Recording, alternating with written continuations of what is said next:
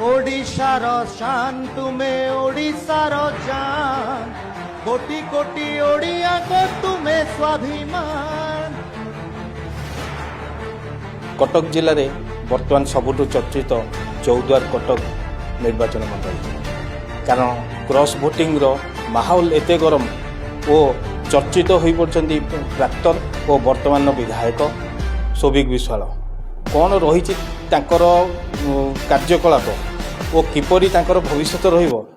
आज आम सहित अच्छा वरिष्ठ बीजेपी नेता तथा ओबीसी मोर्चार साधारण संपादक ज्ञानेन्द्र कुमार स्वाई आसतु सहित सीधा सड़क कथा हेबा। ज्ञानेन्द्र स्वाई राज्य साधारण संपादक बीजेपी ओबीसी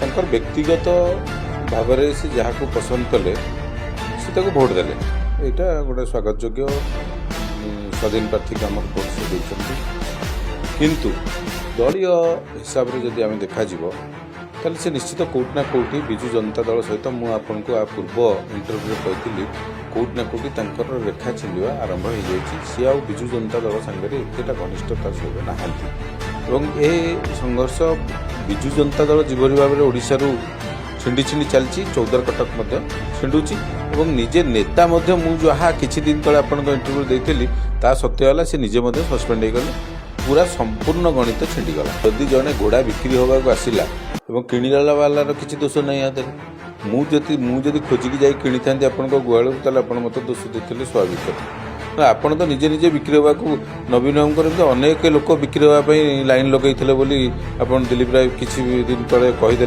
भाषण में आहरी भोट आमको क्रॉस भोटिंग आसी था से रहीगला तेणुक यहाँ घोड़ा बेपार कहनी निज निजर व्यक्तिगत मत और निजे निजे किभली भाव में निजक कौट जगार नहीं निजे सेटल हे किभली भाव में निज स्थिति बंचेबे कथबार्ता चलती। भारतीय जनता पार्टी एक विशाल दल वर्तमान ओडिशा रे आमर मेंबरशिप संख्या 80 लाख रही आम आहरी जी आसो आम स्वागत करूँ जिते बड़ नेता हूँ साधारण कर्मीटे हूँ आम स्वागत करूँ कारण आमको सरकार बहुत दीर्घ दिन चलैबार अच्छे ता भितर प्रभात बाबू आसतु पुआ आसतु से आम स्वागत करूँ आम दल स्वागत करूँ किंतु आपण जो भावनार मत पचारे प्रश्नटी जब देखा जाए जिते खराब लोक होता गुण किसी भी नियत किसी खराब भी था भारतीय जनता पार्टी के आसिले संपूर्ण भाव में ठीक हो सी एठी आसिले भारतीय जनता पार्टी आमर जो धारा अच्छी आमर जो विचारधारा अच्छी ताकू फॉलो कर चलिए जदि न चलिए अल्प किछि दिन भितर से मनक मन पुणी बीजेपी छाड़ी पलैबे किंतु मते लगुनि से बीजेपी मुहाँ अच्छा बोली कारण तांकर जो गतिविधि मत लगुच बोधे से स्वाधीन लड़ी पारती कारण विगत दिन स्वाधीन लड़िकी ना जितबार एक अभिज्ञता अच्छी माने जदि बीजेपी मुहाँ होता बोध हुए कौन ना कौन जगह किसी कहीपर किसी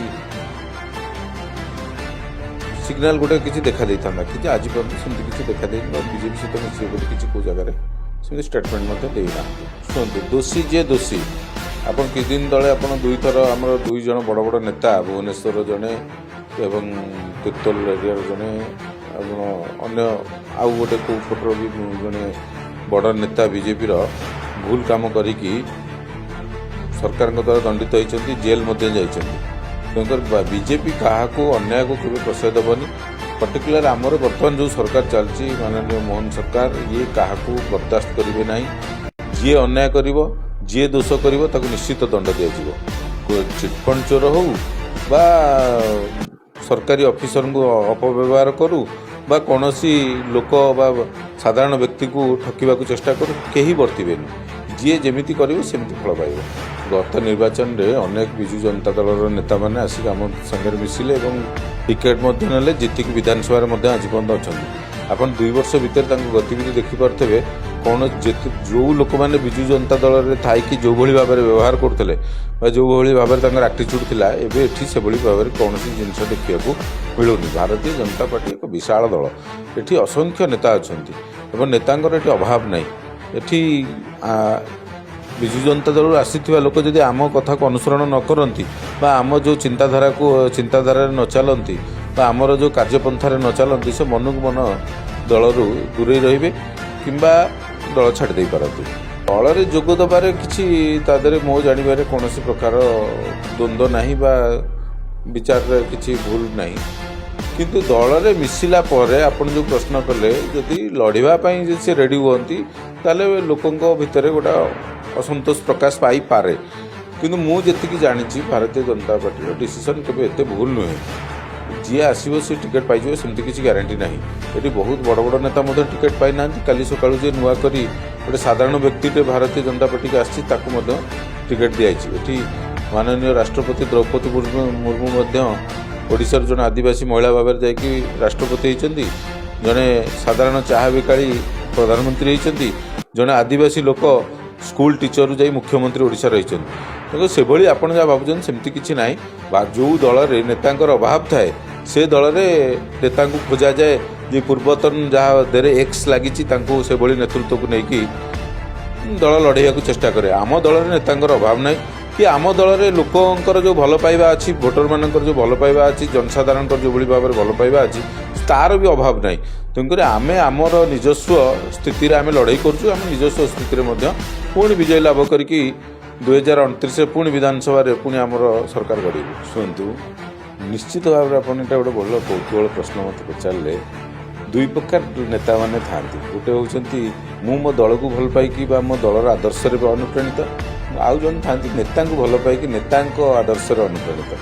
ନିଶ୍ଚିତ ଭାବରେ ଆପଣଙ୍କ ପ୍ରଶ୍ନ ସ୍ପଷ୍ଟର ଉତ୍ତର ଦେଇଦେଲି, ମୁଁ ଆଉ ତାକୁ ବ୍ୟାଖ୍ୟା କରିବାକୁ ଚାହୁଁନି। ନିଶ୍ଚିତ ଚୌଦ୍ୱାର କଟକରେ ଯେଉଁମାନେ କାଲି ଯାହା ଦେଖିଲେ ସେମାନେ ଦଳପ୍ରେମୀ, ଆଉ ଆଜି ଯାହା ଆପଣ ମୋତେ ପ୍ରଶ୍ନ କରୁଛନ୍ତି ସେ ନିଶ୍ଚିତ ବ୍ୟକ୍ତିପ୍ରେମୀ। ଏଥିରେ କିଛି ଦ୍ୱନ୍ଦ୍ୱ ନାହିଁ।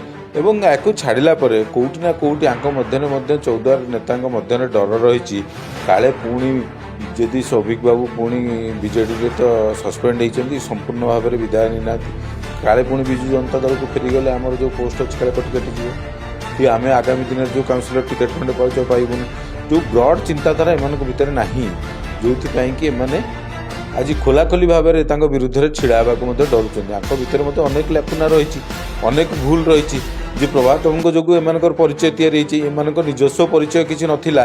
ଯଦି ନିଜସ୍ୱ ପରିଚୟ ଥାଆନ୍ତା ନିଶ୍ଚିତ ଭାବରେ ଏମାନେ ତାଙ୍କୁ ବିରୋଧ କରିଥାନ୍ତେ ଏବଂ ତାଙ୍କ ନିଜ ଦଳ ସାଙ୍ଗରେ ରହିଥାନ୍ତେ। ତାଙ୍କର ନିଜସ୍ୱ ପରିଚୟ କିଛି ନାହିଁ, ଏମାନେ ପ୍ରଭାତ ବାବୁଙ୍କ ସହିତ ଅଛନ୍ତି ଏବଂ ତାଙ୍କ ପରିଚୟରେ ପରିଚିତ। ଆପଣ ଶୁଣୁଥିଲେ ଜ୍ଞାନେନ୍ଦ୍ର କୁମାର ସ୍ୱାଇଁଙ୍କ ସହିତ ସିଧା କଥା।